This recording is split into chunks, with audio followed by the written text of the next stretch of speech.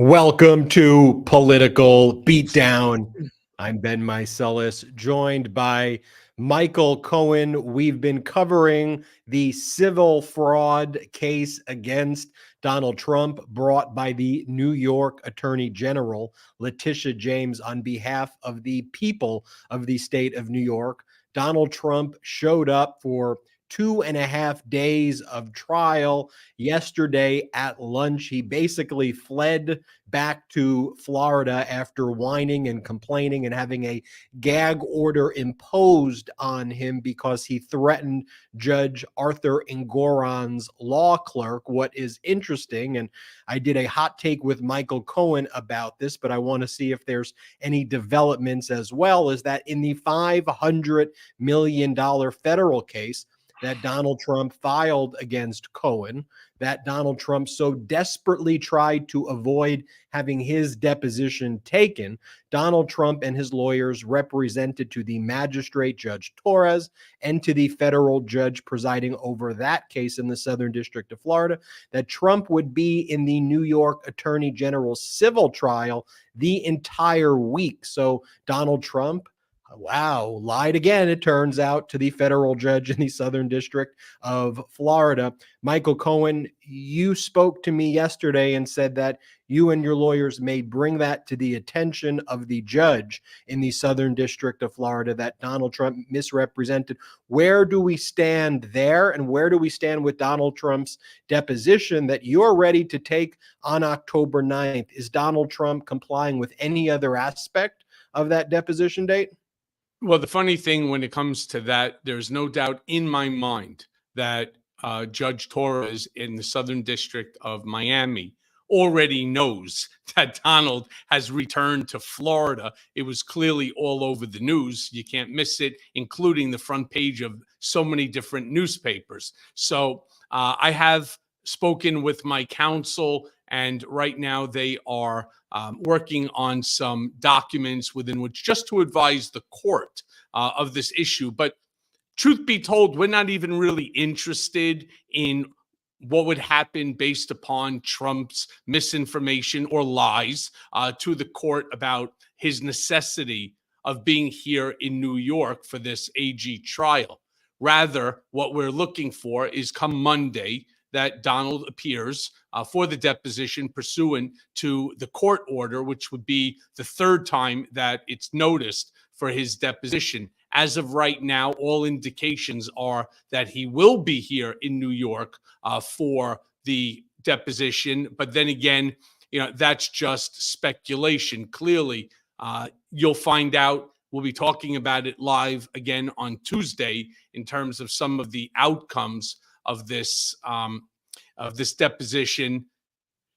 And my suspicion is really that he does not want to either sit for this deposition, and I can assure you he certainly does not want to sit for this specific New York Attorney General trial. He doesn't want to take the stand, despite the fact that he regularly states that he does. How many times have we heard where Donald wants to take the stand? I would do it, but my lawyers have advised me not to. If that's the recommendation that he's getting from his counsel, and he has 3 of them here, if that's the joint recommendation of his counsel, I personally hope to God that he starts to listen, even though I call them the C team. That would be the best advice that anyone could give to him, simply because when the guy speaks, he implicates himself. Truth be told, in this specific case, you don't even need him to implicate himself. There's more than enough documentary and testimony to do that for him. My personal opinion is that he's already thrown his hands up in the air, and he knows that he is going to lose this case. Right now, all he cares about is trying to preserve his rights on appeal, knowing that the case is not going in his favor. All he's thinking about now is how to make this into some sort of a political circus, how to somehow figure out how to continue to fundraise off of this trial, and most importantly, how to attack witnesses like myself so that one, maybe something comes out that he might be able to use in this $500 million lawsuit against me, or that he could use as some reason that the appellate court should overturn whatever Judge Engoron's ruling is going to be. Right now, he's not thinking about anything except for the appeal. I mean, I know exactly what's going on in his mind. When he threw his hands up in exasperation yesterday, anybody that knows him already knew that he's basically fed up. He's had enough of this case. He picks himself up, he gets back onto his plane, and he runs back to his safe place, right? He's running back, so to speak, he's running to his mommy, which is really Mar-a-Lago, and all of the sycophantic fools that are running around the place, calling him Mr. President. And every time that that he walks into the room, they all get up and start to cheer and clap for him. That's what he needs. He needs the accolades of the crowd. He wasn't getting it here in New York, and he for sure wasn't getting it in the courtroom. So what does he do? Pick yourself up and flee, like the like the coward that he really is. He lasted 2.5 days in a courtroom where people who are litigants to cases, it's work, you have to sit there. He represented to a judge, that the federal judge presiding over the case where he sued you, that it was indispensable, is what the exact words his lawyers used to the federal judge in the Southern District of Florida, Miami Division 4, Donald Trump to be there. But he just left. And you mentioned that he's got the C team of lawyers. First thing I want to mention before going into the C team of lawyers is I am increasingly feeling like we may not see Donald Trump ever show up at that New York Attorney General case, period, that he's going to invoke his Fifth Amendment right against self-incrimination, and he's not going to sit there. He's not going to testify. And he basically spent the 2.5 days whining so that he could throw up his hands and say, the judge treated me unfairly. I'm not going to get a fair shot, so I got to invoke my Fifth Amendment right against self-incrimination. The judge already predetermined. I thought he was actually going to testify. I mean, he testified at a deposition where he did horribly. And he basically said that he's got worthless clauses that allow him to defraud everybody. He claimed he's never looked at the statement of financial conditions when he clearly did. He blamed it on Eric. He said the Saudis will buy his property for anything. He, just basically admitted to the fraudulent valuations. I think that Jeff McConney was on the stand today, and the whole issue of his triplex was an issue that came up. And he then turned around and I think something, because I was reading it online in an article somebody put out, that McConney stated that Trump did have the final look, review, and approval right on these statement of financial conditions. I don't remember if I saw it in a paper, or maybe I saw it here on my Instagram, TikTok, or my Twitter. X, as they call it now. I don't even know what to call that, X.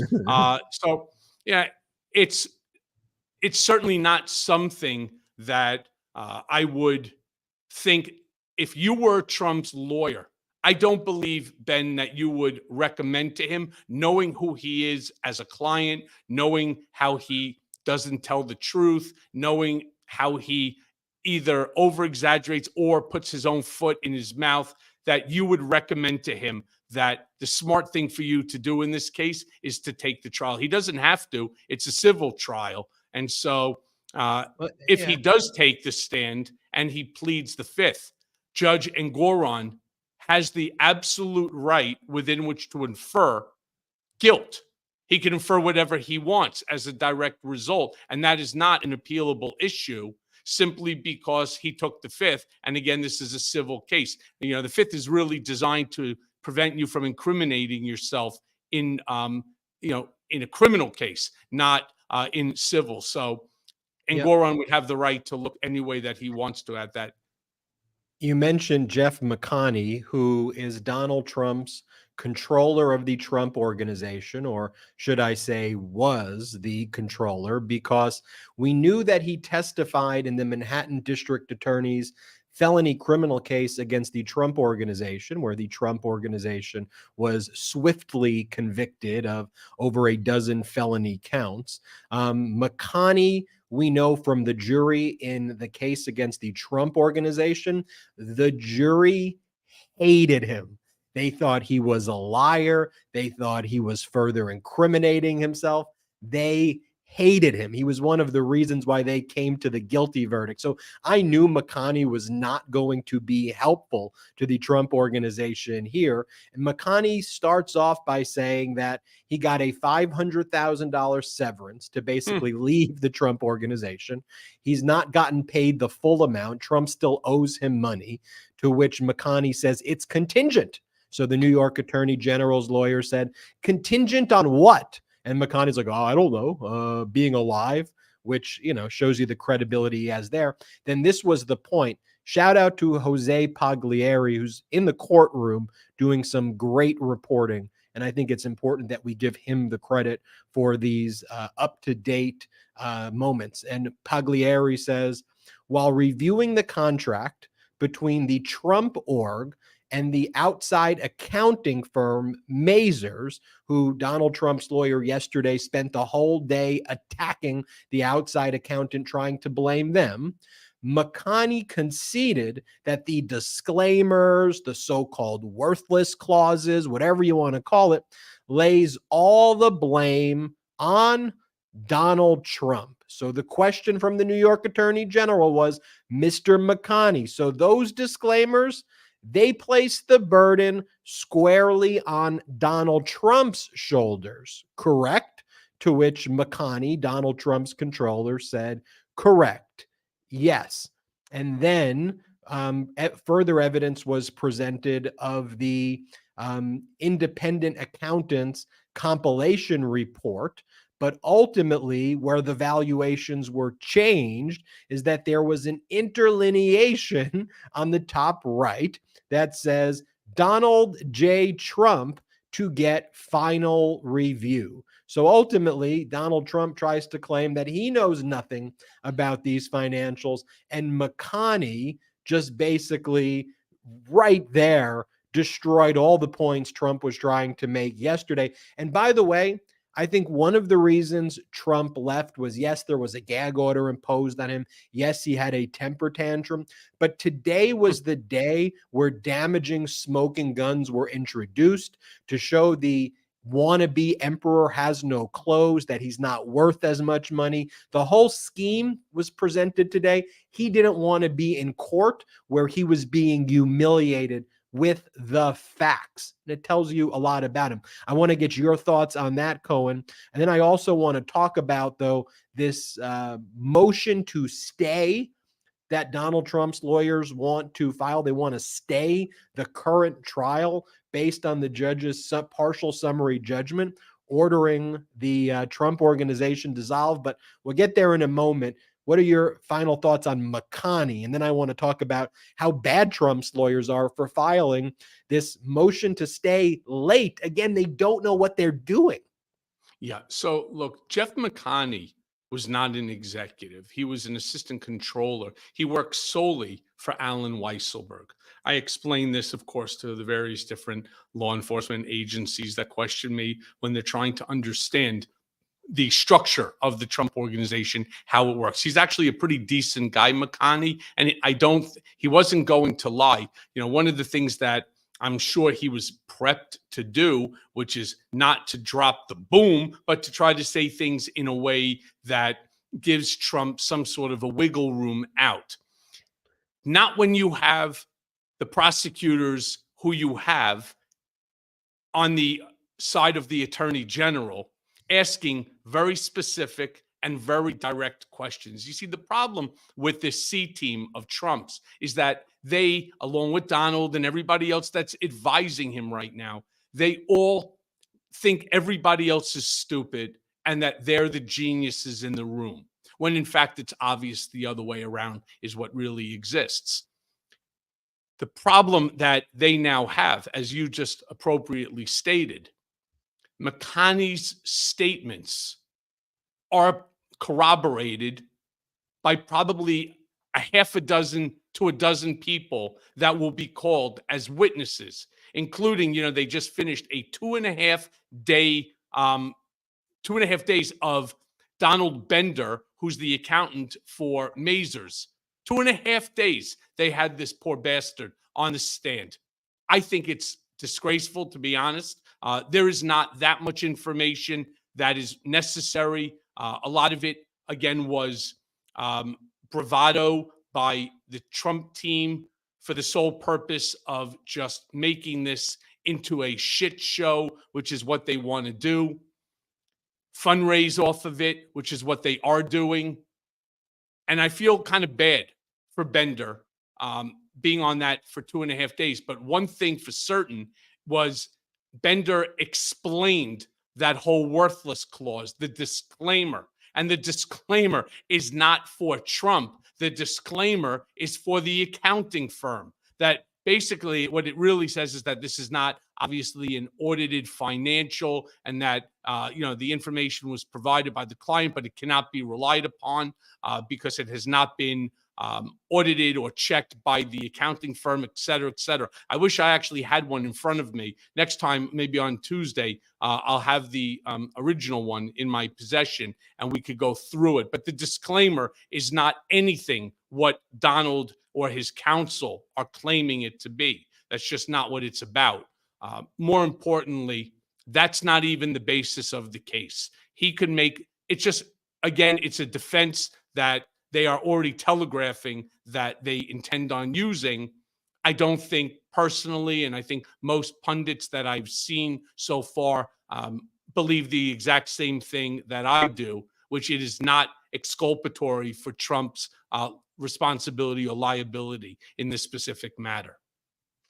We have some breaking news I want to report right now. This is a scoop from ABC that months after leaving the White House, Donald Trump allegedly discussed sensitive information about nuclear submarines with a random member of his Mar-a-Lago club.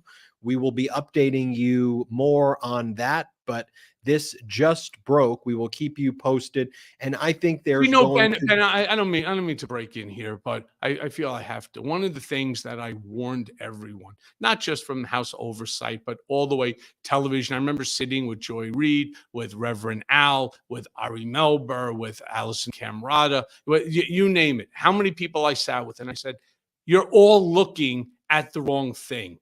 Okay, yes. We know he has these top secret documents. We know that they have now been taken as a result of the subpoena, of the warrant that was executed on Mar-a-Lago. That's not the more dangerous thing that we should all be talking about.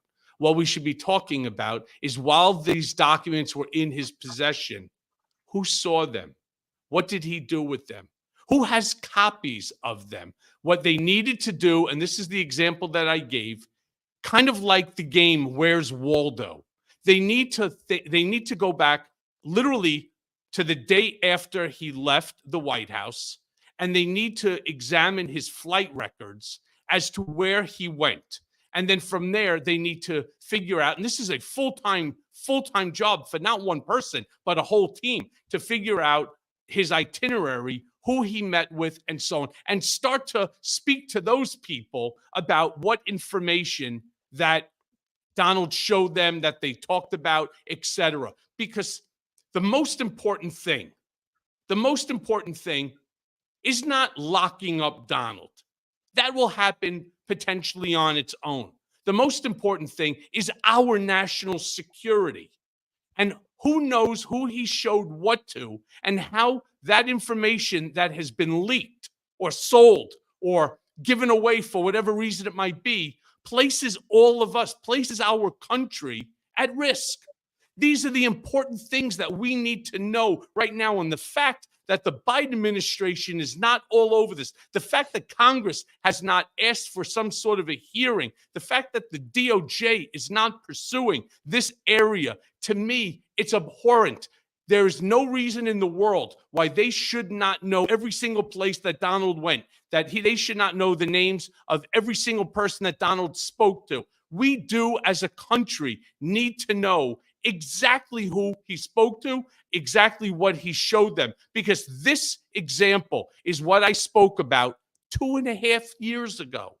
2.5 years ago, I said, rest assured, Donald cannot keep a secret, not if he thinks that it could benefit him. Personally, I'd love to know the name of the Mar-a-Lago member, because chances are I may know who that person is, and I may know what that person might have benefited from having that information. This is really no joke. You never know what Donald is going to do. Remember that he doesn't care about the country. He doesn't care about the American people. And he certainly doesn't care about selling, giving, whatever it might be, this top secret information to one of our country's adversaries, especially because he's mad at the country that he wasn't reelected, that he lost to Joe Biden, who he refers to as the loser, right? Even though, of course, we know Biden won. And he's willing to allow the country to get burnt down because of his anger and because of the way that he feels he's been mistreated. Well, to be fair, with the Department of Justice, they are pursuing this. And from the outset, they have been pursuing all of the people who Donald Trump may have shared this information with. That's how they were able to identify it. We're learning about this now because Donald Trump is filing a motion to try to delay the trial in the Southern District of Florida, arguing that he doesn't have all of the SEPA Section 4 documents, Classified Information Procedures Act documents. Jack Smith doesn't want to share about a handful of those documents, even in a skiff with Donald Trump's lawyer, like the nuclear records, likely because the fear is that you can't even show Donald Trump these documents because of the exigent circumstances that would be caused, the danger and threat he poses. So Donald Trump is trying to get a continuance. He filed a motion to continue trial, acting like Jack Smith has to show him the nuclear records again. And Jack Smith's like, no, Section 4 of SEPA says I could request from the judge a summary. I don't have to show all of these documents. That's why I think the timing of this is coming out now. And as the breaking news story is hitting the wire, here's what we're learning. And Cohen, let me know if you know this individual, an Australian billionaire, a member of Mar-a-Lago by the name of Anthony Pratt, who runs US-based Pratt Industries, one of the world's largest packaging companies. In those interviews, Pratt described how, looking to make conversation with Trump during a meeting at Mar-a-Lago in April 2021, he brought up the American submarine fleet, which the two had discussed before, sources told ABC News. According to Pratt's account, as described by the sources, Pratt told Trump he believed Australia should start buying its submarines from the United States, to which an excited Trump, leaning toward Pratt as if to be discreet, then told Pratt two pieces of information about U.S. submarines: the supposed exact number of nuclear warheads they routinely carry, and exactly how close they supposedly can get to a Russian submarine without being detected. In emails and conversations after the meeting with Trump, Pratt described Trump's remarks to at least 45 others, including 6 journalists, 11 of his company's employees, 10 Australian officials, and 3 former Australian prime ministers, sources told ABC News. While Pratt told investigators he couldn't tell if what Trump said about U.S. submarines was real or just bluster, investigators nevertheless asked Pratt not to repeat the numbers that Trump allegedly told him, suggesting the information could be too sensitive to relay further, ABC News was told by sources. So if you think about there, Donald Trump just gave away sensitive information that could lead to millions of Americans getting killed by revealing our defensive readiness and our defensive posture of our nuclear submarines, with respect to Russia, based on our alliances with Australia, and all of our secrets are getting out there. And yet the MAGA Republican morons are inviting this guy back to the House of Representatives where he led an insurrection. Are you freaking kidding me? Like, has all legacy media, I know the Republican Party at this point has just embraced this MAGA traitor Putin puppet label, but when I'm reading this, and the reason I waited just a little bit, Cohen, to even share all of that with you is I had to read it like 10 times and it didn't compute in my mind that this could be real. So I went back and I said, he shared with a random person at his club our nuclear secrets about how we can defend ourselves to Russia. Imagine what this freaking traitor was saying at Helsinki to Putin. He probably gave the whole game away. Yeah. So, Ben, one of the things that I had said before, and it's one of the things that I love about Political Beatdown, and it's something that you and I constantly refer to. You and I do not agree on everything, and we're not supposed to. And we can still have a civil conversation. This is what is lacking right now in our government. 2.5 years ago, and I'm going to repeat myself on this.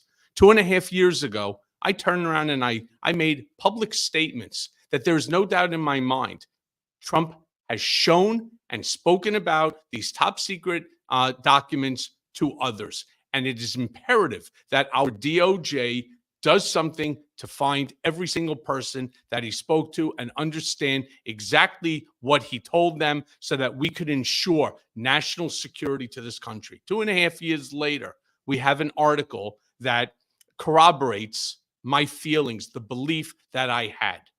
We should be further. And when I mean further, I'm talking way further down the line because it is our national security. And there is nothing more important than American security. It is the single first import that a president is responsible for, and that is for the safety of all Americans. That is really the job of the president of the United States. And the administration should be right now pushing to find every single person that this Mandarin Mussolini was speaking to, because I assure you, this guy Pratt is not the one and only, which we obviously know, but how much further down the line did he provide documents, information, national security secrets? We don't know.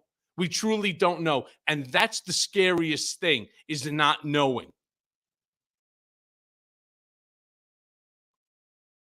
Yeah. So, Ben, we lost you in terms of your sound, but I want to just go on and say, I was saying chills. So, chill, I probably muted it. So I was just screaming and chills. I mean, this is treason. No wonder he says and projects treason, your treason is your treasonous. Why he goes, it's all projection, how he goes after General Mark Milley, the chairman of the Joint Chiefs of Staff. He goes after his former chief of staff and four-star General John Kelly. He goes after his own Secretary of Defense, Mark Esper, who he calls Mark Jesper, because he knows what a treasonous, traitorous person he is, and he's engaged in conduct like that. Do we not always talk about Trump deflection? I mean, again, let's go back to my book, Revenge: How Donald Trump Weaponized the United States Department of Justice Against His Critics. What line is Donald using? He's using how Joe Biden weaponized the Department of Justice against his critic, meaning him, your favorite president, right? So the leading nominee for the Republican Party for 2024. I mean, these are the lines that he's using. Why? Because you're right, Ben. And this is where we definitely agree. Not only is he traitorous, the guy is absolutely out of his mind. He knows what he's done. He thinks everybody is as devious as he is. And so instead of accepting it, instead of even keeping quiet, he's deflecting and trying to place all of these negative qualities and traits onto somebody else. And by the way, when you talk about, we'll go back in a little bit to the New York Attorney General's case, because I want to just show everybody how badly Trump's lawyers, from just a legal standpoint, screwed this up by allowing the case to go to trial and not filing the motion for stay the moment partial summary judgment was granted against Donald Trump. Now, look, Trump is liable as can be, but his lawyers also have no clue what he is doing. And I didn't want to do a hot take on this in real time because I didn't want to give them the advice of how they were screwing it up. But they could have, if they were competent, they could have said, look, we're dealing with dissolution now, so we need to deal with the trial after dissolution for partial summary judgment. But they didn't do that. The reason I'm just bringing that up now is Mar-a-Lago is clearly not worth more than $100 million.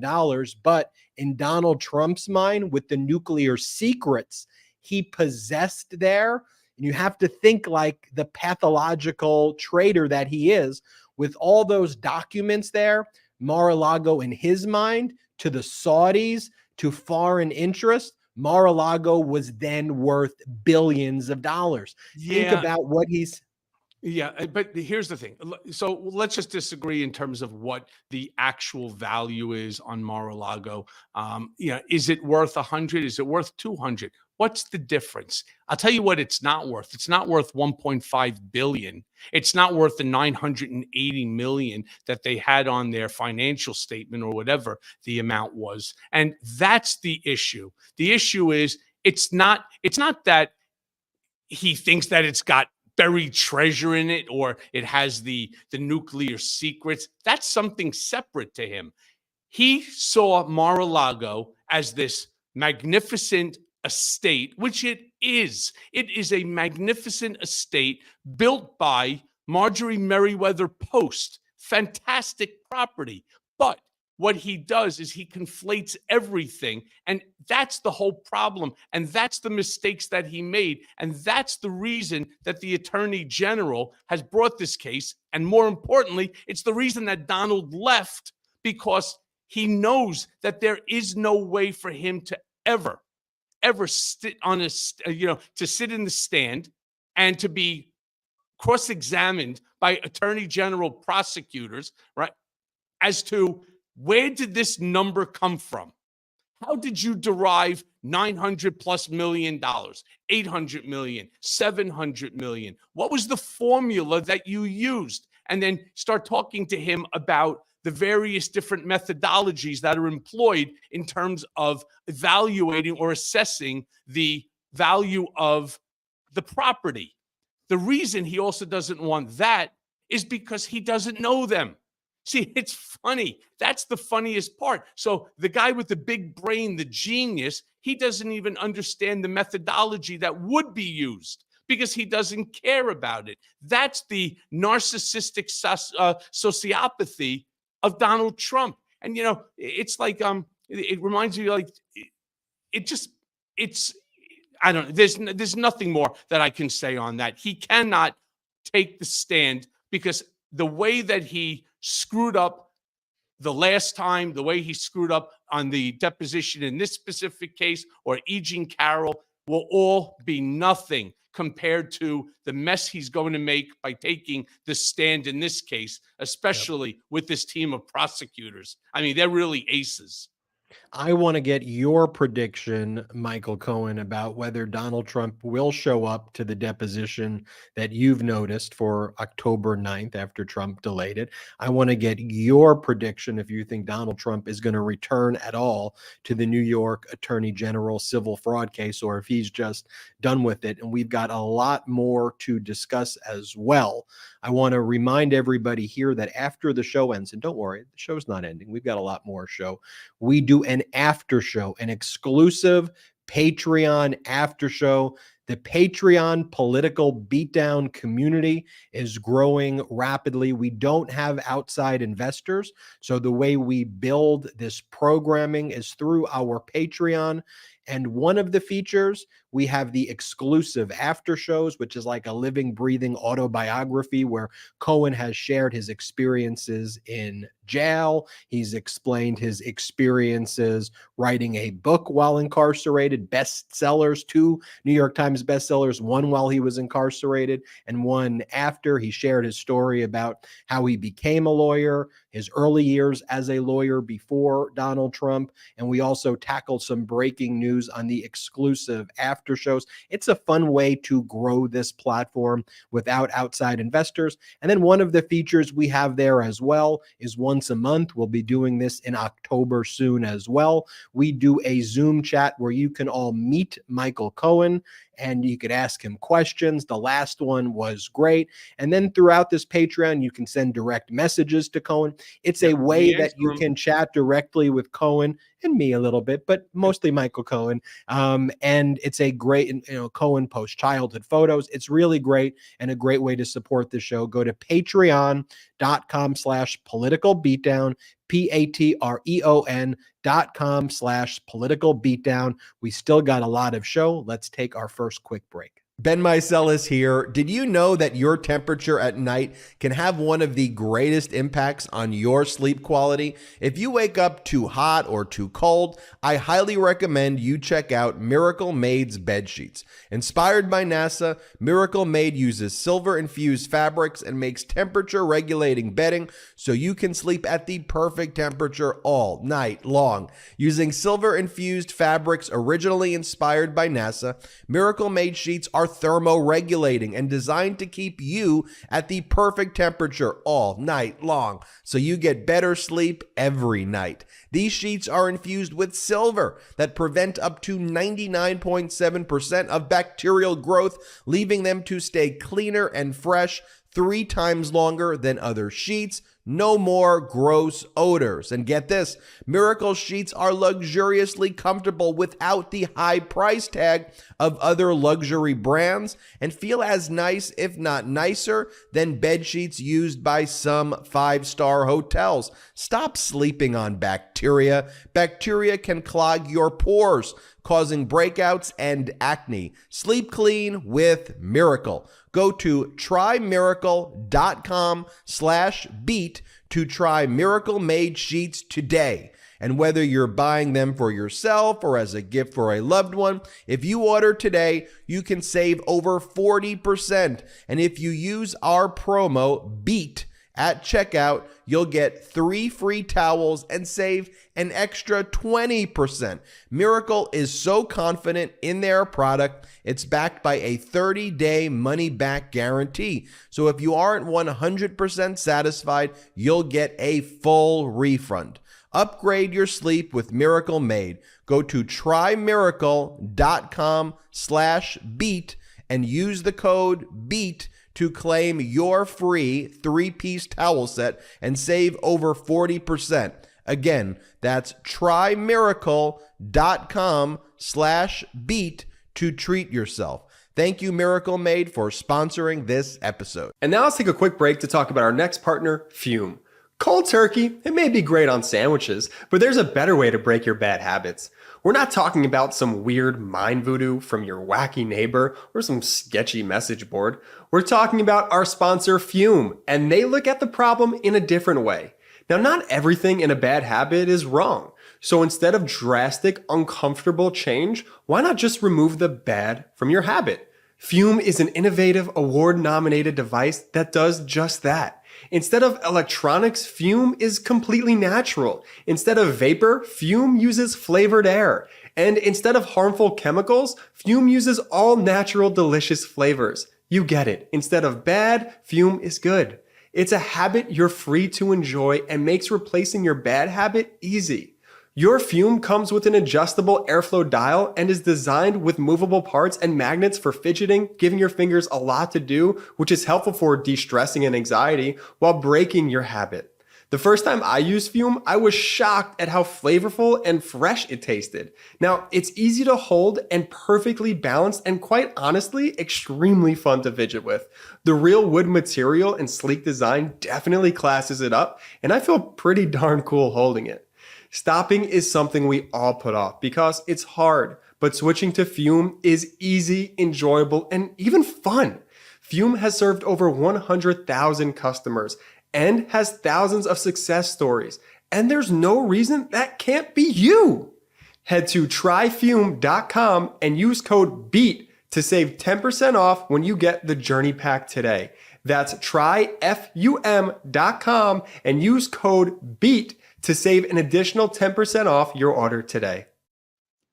Welcome back. We are live on Political Beatdown.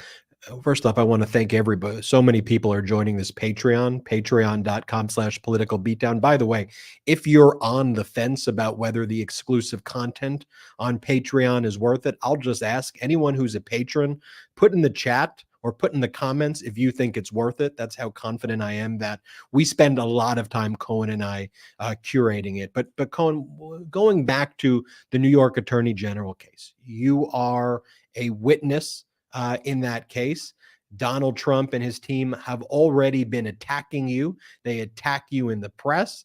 They attack you in their opening statement. And we saw with the first witnesses, they've spent 2-3 days on some witnesses. And so the expectation is outside and inside of court, they are going to harass you. It is a huge task to have to testify in any case, get alone one of this magnitude with the level of threats and dangerousness that's coming from the Trump side. So I just want to know, as your friend, and I consider us to be very close friends, I want to know, I haven't called you up yet since, some of the news broke today. How are you feeling? Like, how are you feeling? Are you getting sleep? I see you up late at like 2:30 a.m. How are you doing?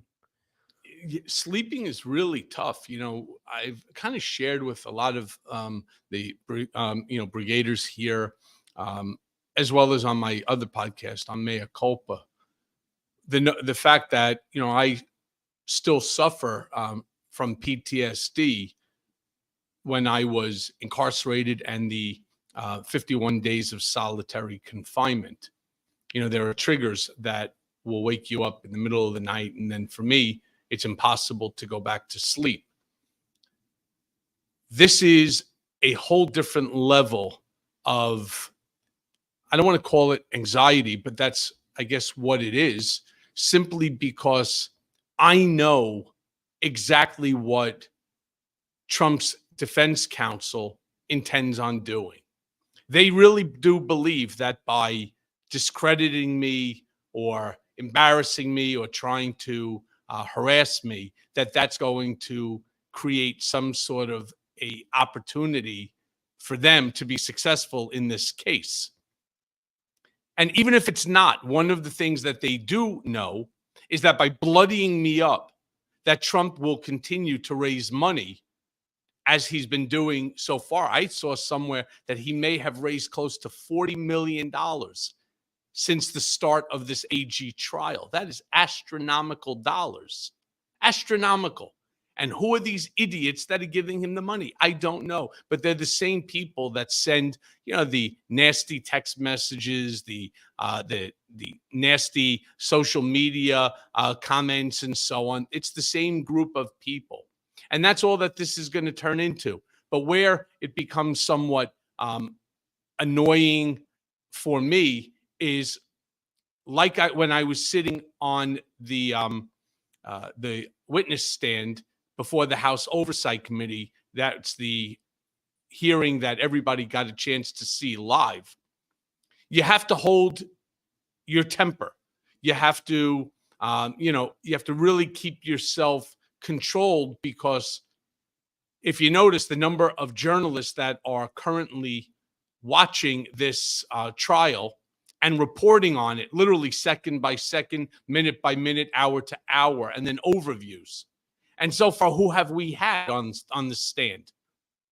Donald Bender, accountant for Mazer. Okay, got a lot of attention. Jeff McConney, really? Serious?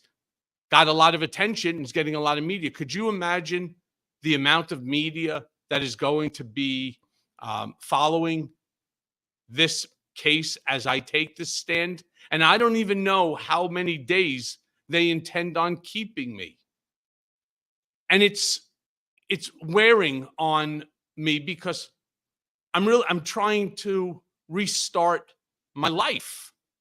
I'm trying to get a hold of things, but I can't. I can't because I'm dealing with this New York AG's case. And then after that, obviously, you know that I have the Manhattan District Attorney's case. So my life still is centered around holding Donald accountable for his dirty deeds. That is going to be another 6+ months before I'm finally finished with the notion of testifying or having to come in and provide information or whatnot. And so it's exhausting. It's absolutely exhausting. And I'm not going to hold back.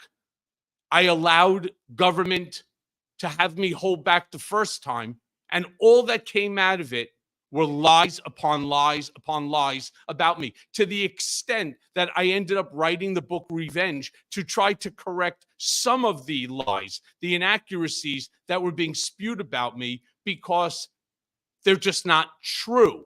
And, you know, the problem is not enough people have read it. And the people who know what the lies are, well, they're the people that don't support Donald Trump anyway. The question becomes how to impress upon the people who are MAGAs, who are purple, they are in between, they're not sure, they're the independents, to get them the information so that they understand that I am the first political prisoner held by my own country because I wouldn't waive my First Amendment constitutional rights, that they used threats of litigation against my wife in order to get me to plead guilty to crimes that I never did. And then people say, yeah, bullshit, then you never would have agreed, you never would have copped the plea and so on. Really? Well, here's just one real quick example.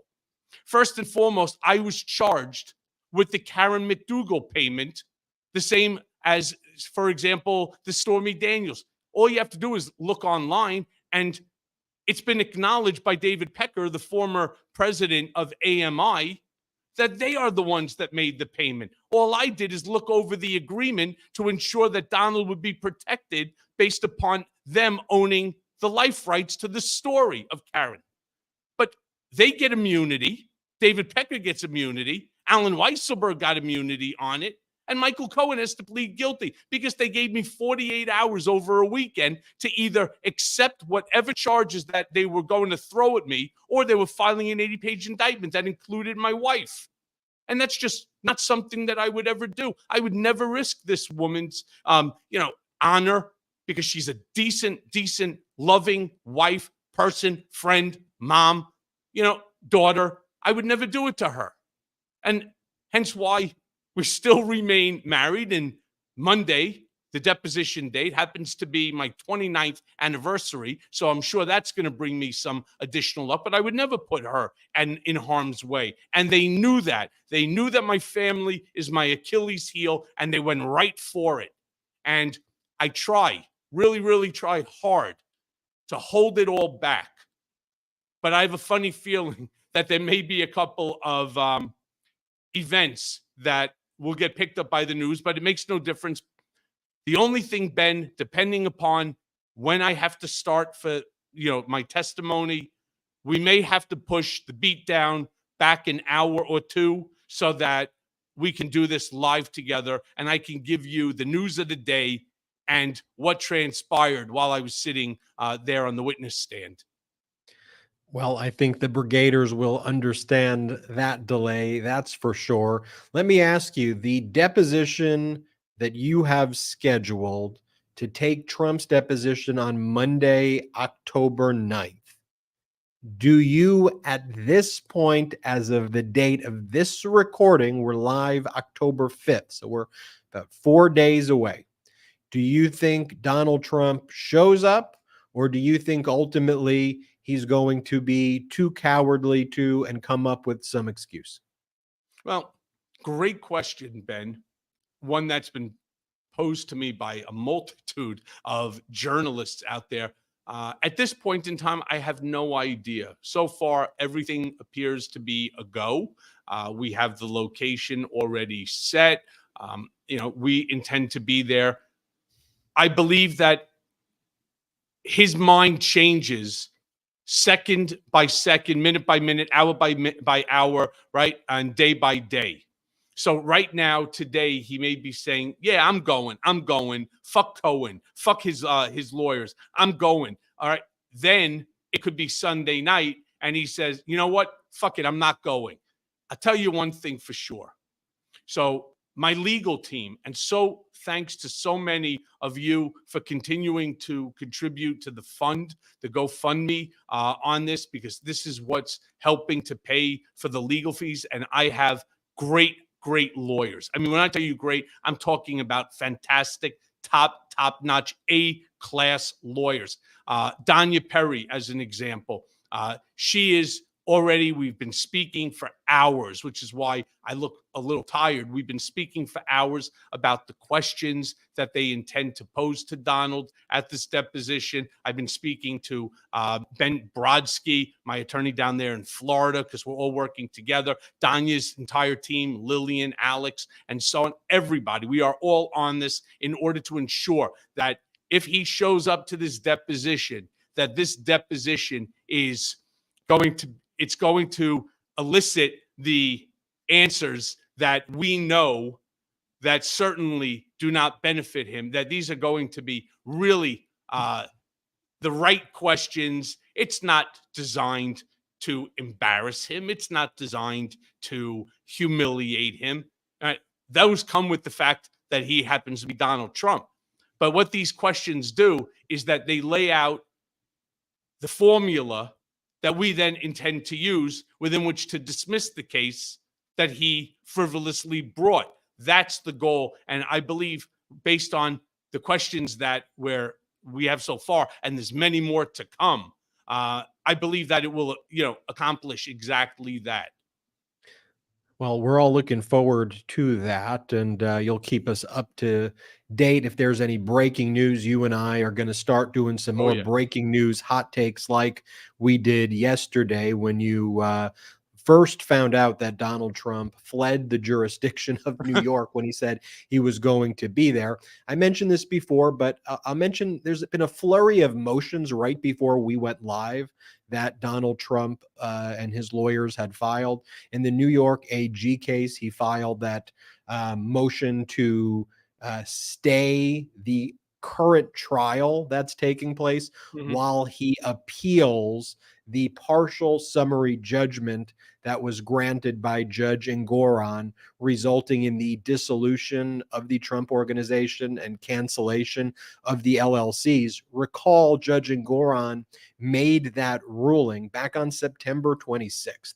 If you are a competent lawyer, on September 27th, the morning, that's when you file your motion to stay. And what you would have argued to the Court of Appeals is, well, now that the trial court judge has ordered the dissolution of the Trump Organization, we have to deal with that. And then let's deal with the damages after the dissolution issue. But they waited until day 4 of the trial to even contemplate bringing the motion to stay. So you've got Alina Habba there with her gamer laptop. She's got this like laptop that like gamers use there. And she's like looking so confused there, not knowing what she's doing. Again, the C team right there. You have Donald Trump's lawyers, in addition to that, filing a motion to dismiss the indictment brought by special counsel Jack Smith in the Washington, D.C. case for Trump's effort to overthrow the 2020 election. Trump cites presidential immunity there, saying that former presidents cannot have criminal charges against them at all. And somehow Donald Trump believes that if the Senate acquitted him of the second impeachment, that immunizes him, which is just simply not the case. Donald Trump filed a motion to dismiss the indictment in the Manhattan District Attorney case. A motion to stay is forthcoming in the New York Attorney General case, and he filed a motion to delay the federal case in the Southern District of Florida before Judge Eileen Cannon for the reasons I described earlier in the show, trying to delay that until the end of November 2024. He brought all of these in a day and brought them at really strange times to even bring them in, like not when competent counsel would bring that. But while all of this is going on, while we know that Donald Trump now shared nuclear secrets with a foreigner that could have devastating consequences. We shared that breaking news here. The MAGA Republicans in Congress are inviting Donald Trump to show up on Capitol Hill, the situs of an insurrection that Donald Trump led, so he can rally them and find either a new Speaker of the House or, in his own mind, even though he's disqualified based on being indicted from becoming Speaker of the House, that they could anoint him Speaker despite the indictments. And then that's who the MAGA Republicans are. But let me show you these two clips, Cohen, because the MAGA Republicans are in total disarray. And here you have MAGA Republican Senator Mullen saying these things about Matt Gaetz. Just play any of the clips. Play the first clip. You got to think about this guy. This is a guy that the media didn't give a time of day to after he was accused of sleeping with an underage girl. And there's a reason why no one in the conference came and defended him, because we had all seen the videos he was showing on the House floor that all of us had walked away of the girls that he had slept with. He'd brag about how he would crush ED medicine and chase it with an energy drink so he could go all night. This is obviously before you got married. And so when that accusation came out, no one defended him, and then no one on the media would give him a time of the day. All of a sudden he found fame because he opposed the Speaker of the House back in November. And he's always stayed there, and he was never going to leave until he got this last moment of fame by going after a motion to vacate. It's important to know Congressman Gaetz has never been charged with any sex trafficking. So there's other clips like that. But Cohen, just to be clear, as I understand it, you have a MAGA Republican senator saying that he and all the other MAGA Republicans were aware that Matt Gaetz was snorting ED medication and showing sex photos to them on the House floor. They covered up, apparently, his behavior. If you just take that MAGA Republican senator at his word when he was in the House of Representatives, and now they're saying that about Matt Gaetz, this is who the MAGA Republicans are. I mean, while we're trying to get things done for the American people, while Democrats are talking about bipartisanship and lowering prescription drug prices and helping seniors and helping students and helping vets, the MAGA Republicans are snorting erectile dysfunction medication on the House floor and showing sex photos to each other. Right. But let's be fair. Matt Gaetz is a unique scumbag. All right. And it's actually Matt Gaetz who gets the two-finger fucking salute for the day. First of all, he fucked up the whole country with this bullshit with McCarthy. Now, I am no Kevin McCarthy fan, to be honest with you. However, in another 43 days, there's another potential shutdown. We don't even have a speaker. And so nothing is going to get accomplished. Nothing is going to get done. At least we know the devil that was sitting in that chair. And what did McCarthy do? In all fairness, McCarthy went ahead and he did the right thing for America. All right, very much like what happened with Liz Cheney. She was doing the right thing for America, not the right thing for this wackadoodle chaos caucus. All right, Matt Gaetz appears to be the leader of this chaos caucus right now. He has now surpassed, I guess, popularity over Marjorie Toilet Green or Lauren Boebert, right, with all of the nonsense and the craziness. What he is doing is making a mockery. Now, Kevin McCarthy asked for it because in order to get to the seat, going back after the 15 times that he was unable to obtain enough votes, he made promises to everybody across the board, and some of them wanted these promises to be kept. Well, Matt Gaetz is obviously one of them. Used that, we'll call it Achilles heel, in order to get rid of McCarthy, managed to get these 7 additional Republicans to do his bidding, and boom, the guy is out. All right? I mean, this is truly stupid.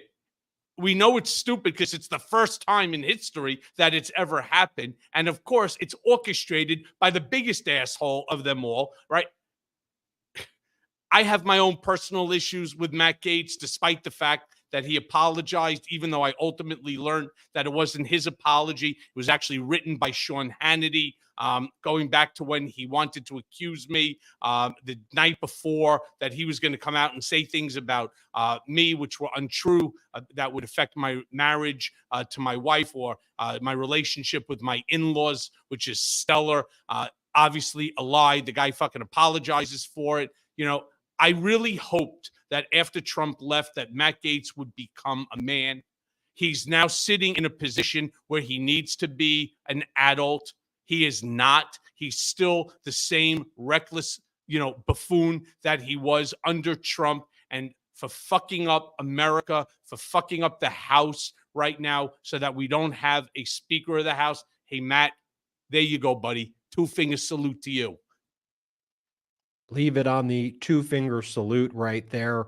Again, as we talked about what was going on in the New York Attorney General civil case that Donald Trump led, learning the breaking news that was first reported by ABC that Donald Trump was sharing nuclear secrets to a foreigner at the Mar-a-Lago club about America's nuclear submarine capabilities, and that the foreigner then shared it with multiple other people. Special counsel Jack Smith and the FBI have been interviewing that foreign individual who has provided all of the relevant information, and Jack Smith and the FBI have the text messages and emails as well. Time to do the after show, Michael Cohen. I want to remind everybody it's patreon.com/political beatdown. We don't have outside investors on Political Beatdown. The way we continue to build this programming is things like Patreon. We have exclusive after shows. And if you ever wanted to send direct messages to Michael Cohen or me, or meet Michael Cohen or me, patreon.com/political beatdown is the best place to do it. So make sure you become a member of the Patreon community now. One more time, it's Patreon, spelled patreon.com/political beatdown. And if you're a patron, put in the chat below if you think the exclusive content that we have there is worth it. Also, make sure you check out Revenge by Michael Cohen wherever books are sold and audio books are sold. It is so critical you read this. It gives you the roadmap of everything that Donald Trump and these MAGA Republicans are doing right now. Once again, the title is Revenge by Michael Cohen. I want to thank you all for watching this episode of Political Beatdown. We got a lot more breaking news to report throughout the day. Make sure you tune in this evening at 8 Eastern, 5 Pacific to the podcast I do with Brett and Jordy, the MeidasTouch podcast. I will see you then. Once again, it's patreon.com/political beatdown. Have a great day. Shout out to the Meidas Mighty.